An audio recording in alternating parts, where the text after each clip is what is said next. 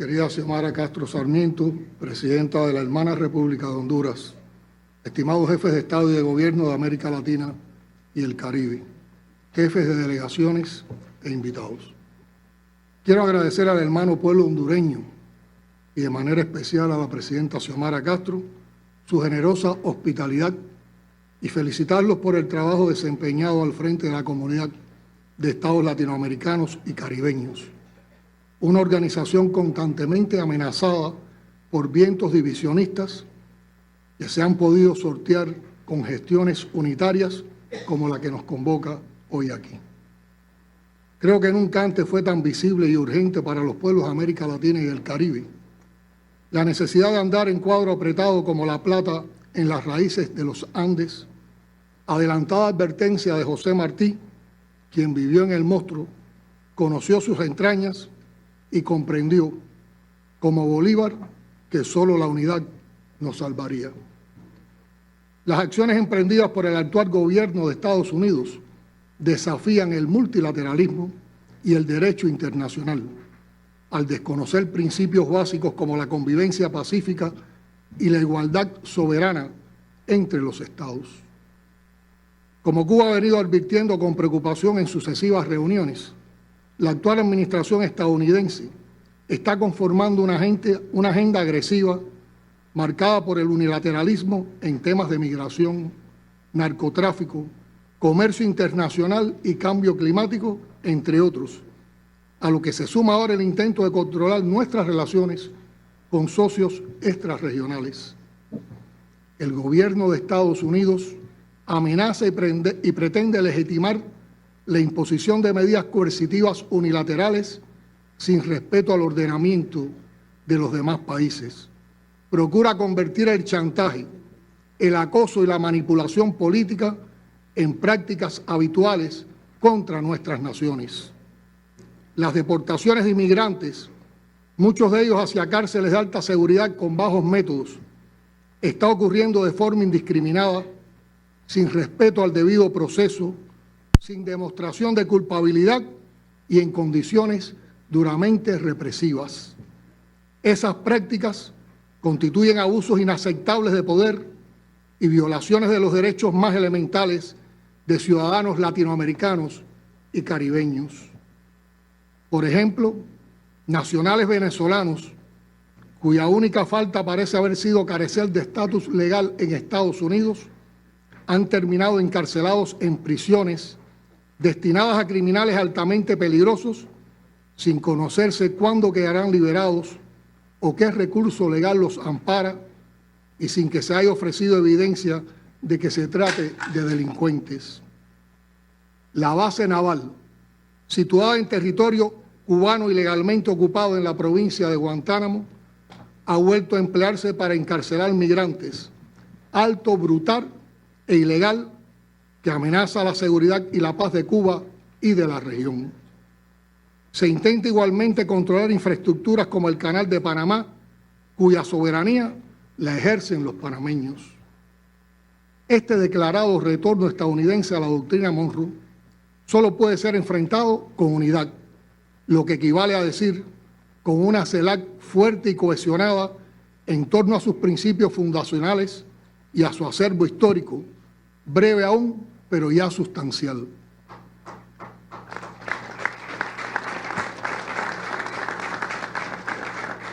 En un intento poco convincente de justificar esta conducta agresiva, el gobierno estadounidense se presenta como Estado víctima, del cual se aprovecha el resto del mundo y afirma que solo defiende su legítimo derecho a superar el abuso.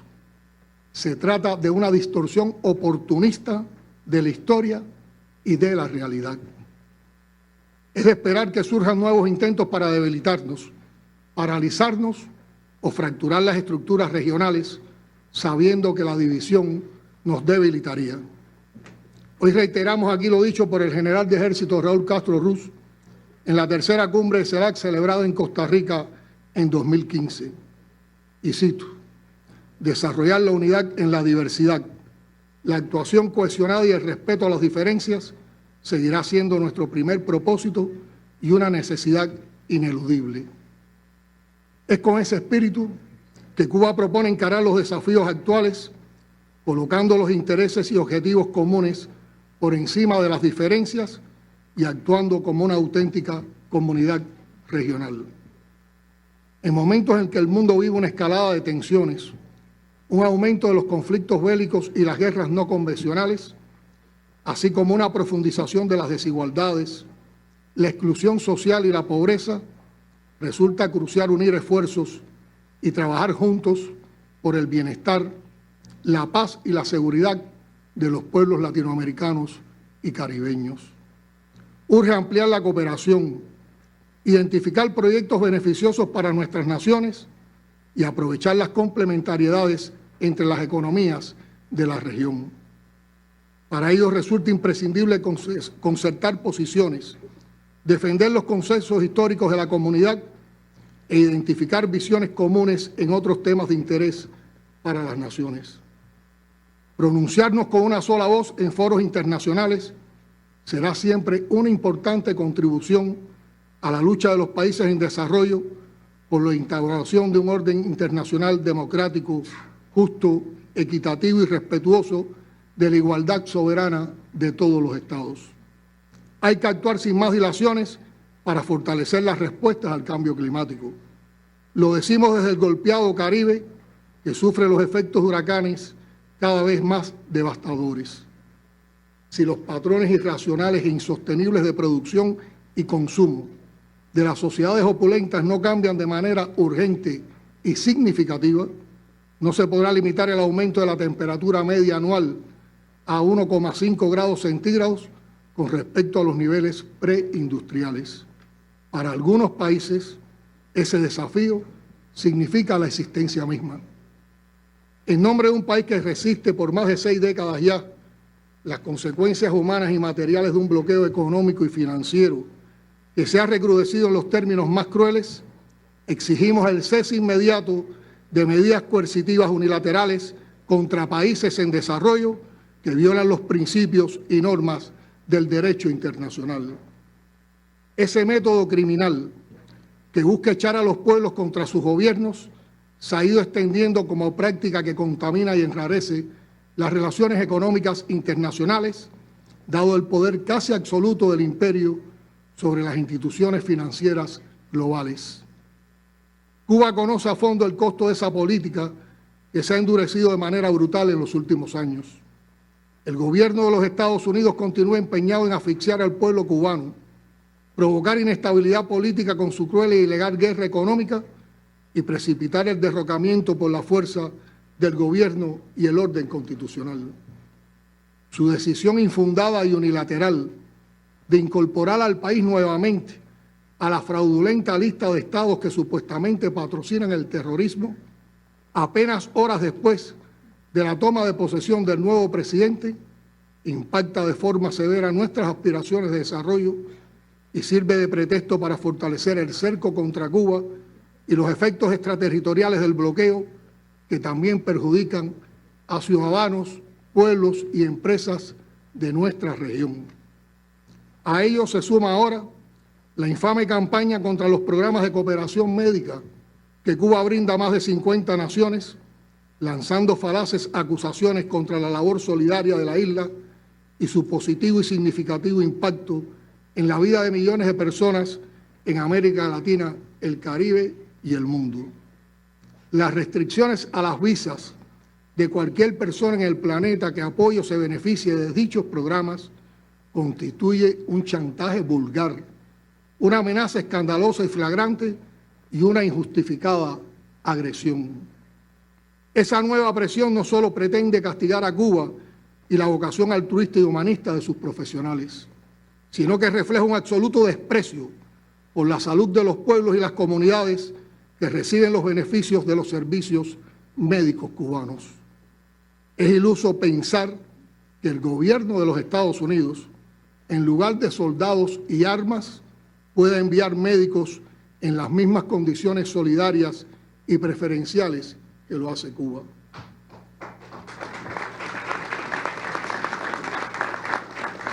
Cuba ratifica su voluntad de mantener la cooperación pactada con cada país que lo ha requerido, mediante acuerdos legales, al amparo de las normas y la práctica internacional, la cual ha sido defendida con firmeza y transparencia, particularmente en las últimas semanas por las hermanas naciones del Caribe.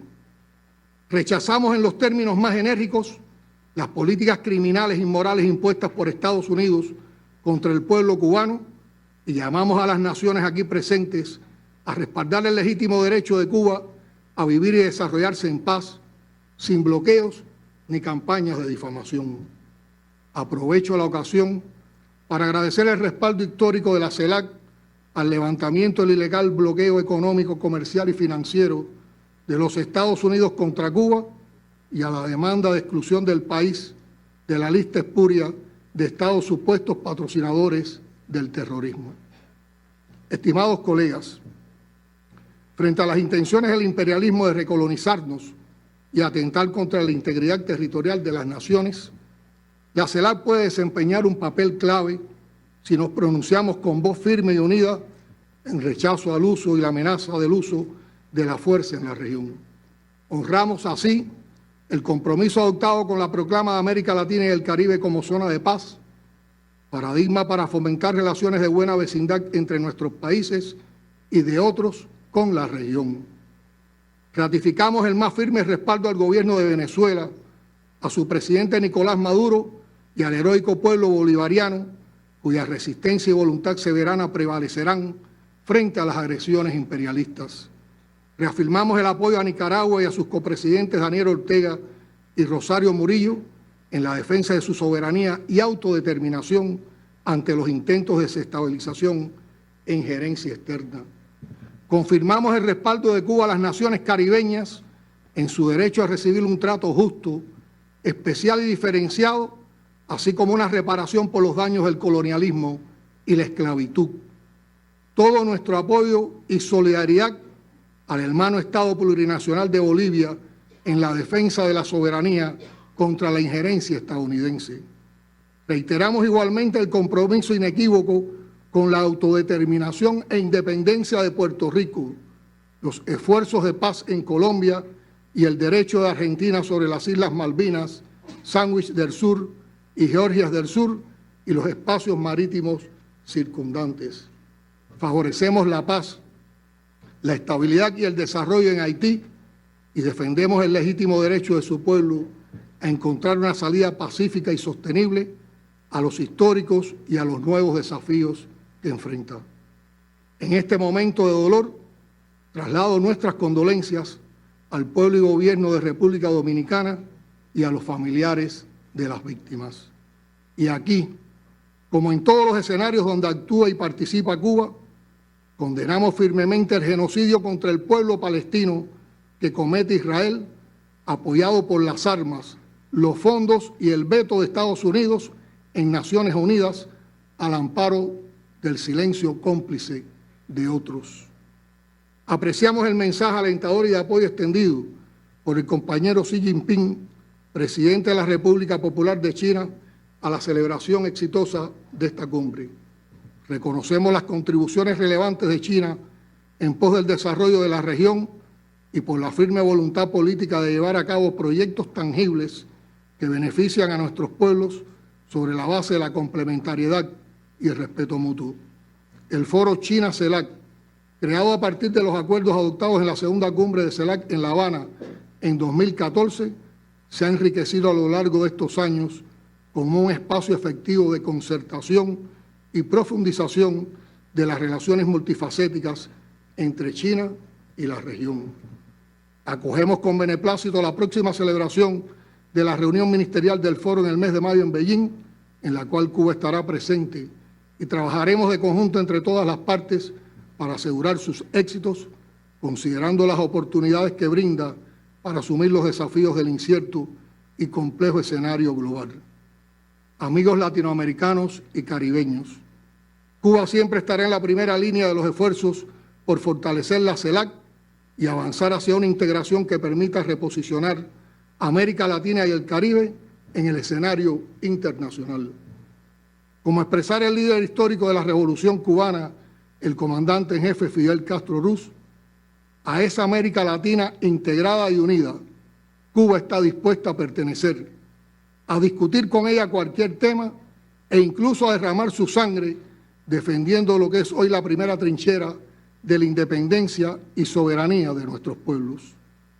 Confiamos plenamente en que el presidente Gustavo Petro y la hermana Colombia sabrán conducir a la comunidad durante el 2025 y apoyamos su propuesta de acoger una agenda común multilateral, como acogemos la propuesta de Claudia de una cumbre por el bienestar y la prosperidad de América Latina y el Caribe.